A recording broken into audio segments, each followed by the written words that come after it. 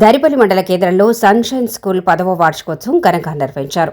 ఈ కార్యక్రమానికి ముఖ్య అతిథిగా విచ్చేసిన కాంగ్రెస్ పార్టీ జిల్లా ఉపాధ్యక్షులు ఆర్మూర్ చిన్న బాలరాజు విచ్చేసి జ్యోతి ప్రజ్వలన చేసి కార్యక్రమాన్ని ప్రారంభించారు.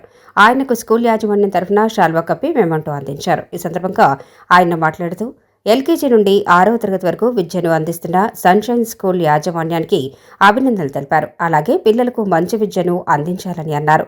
ఈ కార్యక్రమంలో గ్రామ sarpanch Chalimala Srinivas, correspondent Injapuram Mahender, director Gangarajula Sumalatha, head mistress IIT Sirisha, Divya, Lalitha, Anusha, Mounika, Sukanya, Meena తదితరులు పాల్గొన్నారు. నమస్కారం. టాస్మా పెద్దలకు, కాంగ్రెస్ పార్టీ జిల్లా ఉపాధ్యక్షుల గారికి, హనుమంత్ రెడ్డి గారికి, మైపల్ గారికి అందరికీ నమస్కారం. సన్షైన్ స్కూల్ 10వ వార్షికోత్సవం జరుపుకుంటున్న స్కూల్ యాజమాన్యానికి, ప్రతి ఉపాధ్యాయులందరికీ పేరు పేరున, విద్యార్థి తల్లిదండ్రులందరికీ నమస్కారం. నేను ఒకటే విషయం చెప్తాను. ఒక పేదవాడి కొడుకు ధనవంతుడు కావాలన్నా, ఒక గుమస్తా కొడుకు ఒక టీచర్ కావాలన్నా, ఒక బిజినెస్ మ్యాన్ కొడుకు కలెక్టర్ కావాలన్నా, డాక్టర్ కావాలన్నా విద్యనే ముఖ్యం.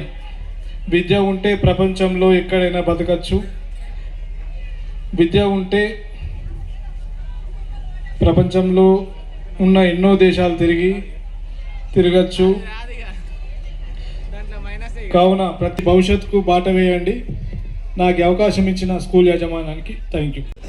ఆశతోని స్కూల్ను మొదలుపెట్టి 10 సంవత్సరాలు దిగ్విజయంగా పూర్తి చేసుకొని ఈరోజు 10 సంవత్సరాల సెలబ్రేషన్ నిర్వహించుకుంటున్న సన్షైన్ స్కూల్ యాజమాన్యానికి శుభాకాంక్షలు, అలాగే విద్యార్థులకు కూడా శుభాకాంక్షలు తెలియజేస్తున్నాను.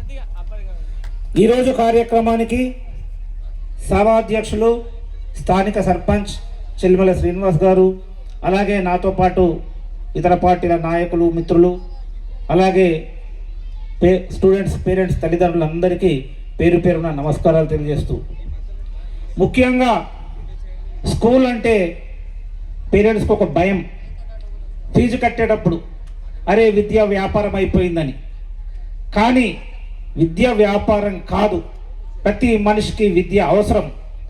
విద్య అవసరాన్ని గుర్తించి ఈరోజు గ్రామం నుండి, చిన్న కుగ్రామం నుండి ఢిల్లీ వరకు ఒకే విద్యా విధానం, విద్యార్థులందరికీ ఒకే విద్యా విధానం జరగాలనే ఉద్దేశంతో ఈరోజు కేంద్ర ప్రభుత్వం కానీ, రాష్ట్ర ప్రభుత్వాలు కానీ విద్య మీద పెద్ద ఎత్తున ఖర్చులు పెడుతున్నాయి. ప్రభుత్వాలు పెట్టే ఖర్చు ముందు తల్లిదండ్రులు పెట్టే ఖర్చు చాలా చిన్నది. ముఖ్యంగా విద్య గురించి మాట్లాడాలంటే 6వ తరగతి నుంచి హైయర్ ఎడ్యుకేషన్ వరకు ఇంటర్ కానీ, బీటెక్లు కానీ, పీజీలు కానీ చదివించవచ్చు. చాలా ఈజీ. ఎందుకంటే అందరూ అంతో ఇంతో తెలిసిన వాళ్ళు ఉంటారు. వాళ్ళకు పుస్తకం ముందేస్తే వాళ్ళే చదువుకోగలుగుతారు. కానీ ఎక్కడైతే ప్రైమరీ స్కూల్స్ ఉంటాయో, sunshine LKG to 7th class, ఇటువంటి ప్రైమరీ స్కూళ్ళలో విద్య నేర్పడం అంటే అది చాలా కత్తి మీద సాముతో కూడుకున్న వ్యవహారం. మన పిల్లల్ని మనమే సాగుకోలేక, నేర్పలేక తంటాలు పడుతున్నటువంటి వయసు ఉన్న పిల్లల్ని వాళ్ళు విద్య నేర్పి ఒక ప్రయోజకుడికి పునాది దారి చూపించే వ్యవస్థ ఈ ప్రైమరీ వ్యవస్థ.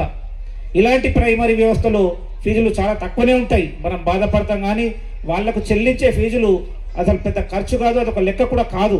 ఎందుకంటే చాలామంది టీచర్సు స్కూల్ రెంట్ కిరాయిలు, అలాగే ఇతర ఖర్చులతో సహా లెక్క పెట్టుకుంటే మనం పిల్లల మీద పెట్టే ఖర్చు చాలా తక్కువ. ముఖ్యంగా పేరెంట్స్కు నేను తెలియజేసేది ఏంటంటే, ప్రతి వ్యక్తికి చదువు ఎంత అవసరం అంటే, ఈరోజు అమెరికాలో జరుగుతున్నది కూడా మనం ఫోన్లో చూసే స్థాయికి వచ్చినాం. బస్ ఎక్కాలంటే చదువు కావాలి, బ్యాంకుకి వెళ్ళాలంటే చదువు కావాలి, ఏ పని చేయాలన్నా చదువు అనేది చాలా అవసరం. మరి కొంత కష్టమైనప్పటికీ ప్రభుత్వ స్కూళ్ళలో కొంతమంది ఇష్టపడక చదివించలేకపోయినా ప్రైవేట్ స్కూళ్ళలోకి వచ్చి చదివించేటప్పుడు కొంత కష్టమైన ఖచ్చితంగా ప్రతి తల్లిదండ్రి ఇన్ని దాంట్లో అన్ని ఒడిదొడుకులు ఎదుర్కొని ఈ స్కూల్ని ఇంత సక్సెస్ చేయడానికి నా టీచర్లు కూడా నాకు చాలా సహకరించారు. మన మండలంలో అన్ని స్కూళ్ళు ఉన్న ఎవరం కూడా ప్రతి స్కూల్ నాకు ప్రోత్సహించి, మా ఉపాధ్యాయులు మాన్సింగ్ సార్ నాకు ఎల్లప్పుడూ నా తోడుండి మా స్కూల్ని మంచిగా నడిపించడానికి నాకు సలహాలు సహకారాలు అందించాడు. సార్కి నేను ఎప్పుడూ రుణపడి ఉంటాను. అలాగే నేను ఎన్ని విషయాల్లో చాలా తొందరపడి